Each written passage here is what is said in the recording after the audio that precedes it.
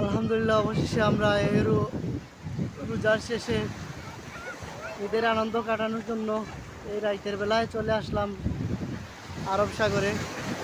এই আরব সাগরে এসে আসলে যা আমরা দেখতে পারলাম, এখানে আপনাদের দেখানোর চেষ্টা করলাম।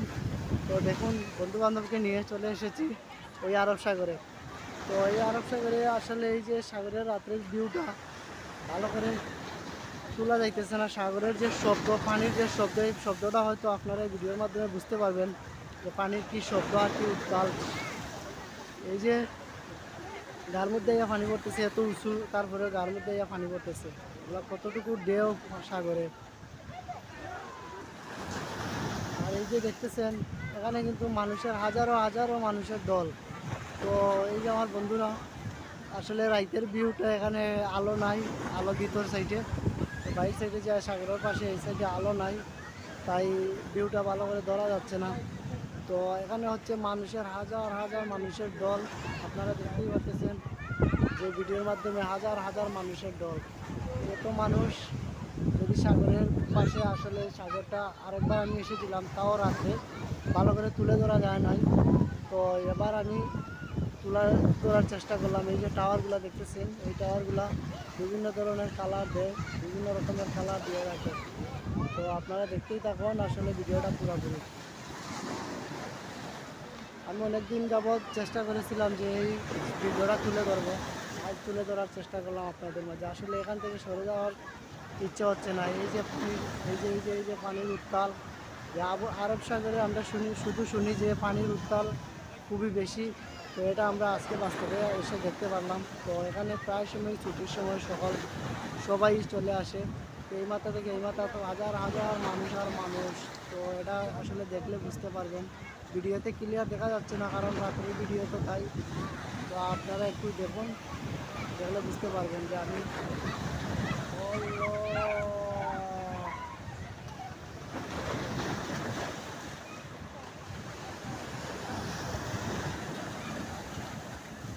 যদি এই সাইটে এত সুন্দর করে দেওয়া হয়েছে যে পানির যে উত্তালে যাতে নষ্ট না করতে পারে, তাই এত সুন্দর করে এই সাইডটা দেওয়া হয়েছে যাতে ভাঙতে না পারে।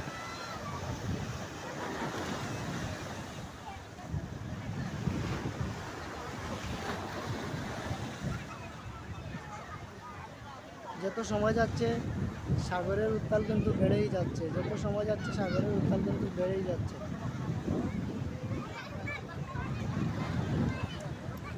এত বড় বড় ঢেউ আসতেছে মধ্যখান থেকে, সাইডে এত বাড়ি, সারা দিন ভর রাত 24 ঘন্টা কিন্তু এই সাইডে এরকম বাইরে কিন্তু কিছুই হয় না।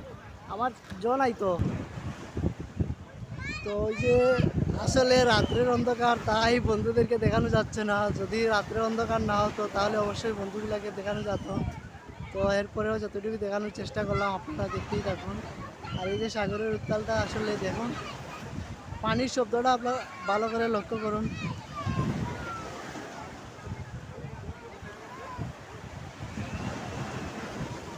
এত পরিমাণ পানির শব্দ হচ্ছে, এই সাইডেই তাকা যাচ্ছে না, কিন্তু গার উপরে এসে পানি পড়তেছে।